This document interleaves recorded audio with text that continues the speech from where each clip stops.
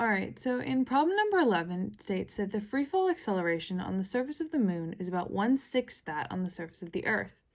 The radius of the moon is about 0.25 the radius of the Earth. Find the ratio of their average densities.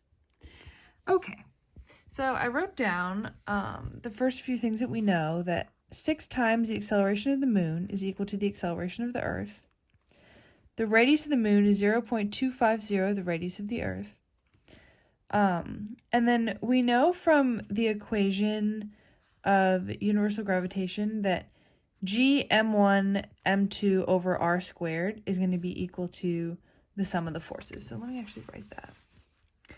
So the sum of the forces is equal to g m1, and the sum of the forces is also equal to ma. So as you can see, the m1's cancel, so no matter what object is at the surface of the moon, you know that this is going to be true. So g m2 over r squared is equal to acceleration. So if we look at the moon, the acceleration of the moon is the same as g times the mass of the moon over 0.25 radius of the Earth squared.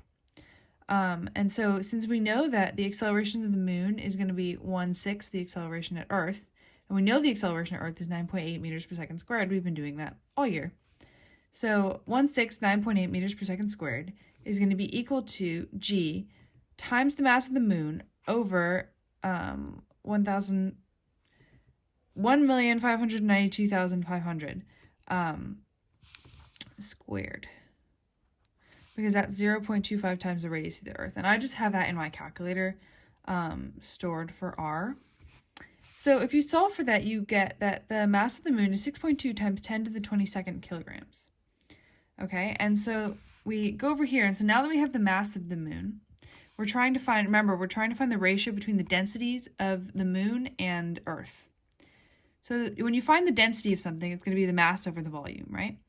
So in order to find the density, we just solve for the mass of the moon, and now we have to solve for the volume of the moon. And the volume of the moon is going to be the same as the volume of any sphere, which is 4/3 pi r cubed. And we know that the radius is going to be 0.25 the radius of the Earth, and the radius of Earth is a given. So you plug all that into your calculator. The radius of the Earth you can find in the front of your book. That's where I found it, if you need that to help with this problem. But anyways, the volume of the moon is 1.69 times 10 to the 19th. All right, so if we then divide the mass of the moon by the volume of the moon, we get the density of the moon is 3,674.7. And that's going to be kilograms per meters cubed. So now we just have to do this exact same thing for Earth. So this is a little bit easier because, you know, we have all the givens and we don't have to solve for the mass of the object just like this. So we're given the density of the Earth is the mass of the Earth over the volume of the Earth.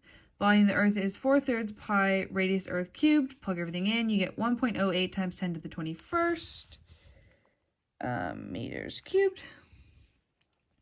And then you divide the two of those. As I said, mass of the Earth is also in my calculator. I think it's 5.98 times 10 to the 24th. Anyways, when you solve for that, you get 5,523.24 kilograms per meters cubed. And in order to find the ratio, you get the density of the moon over the density of Earth. When you divide this, you get 0.67, or about 2/3. So I hope that helps.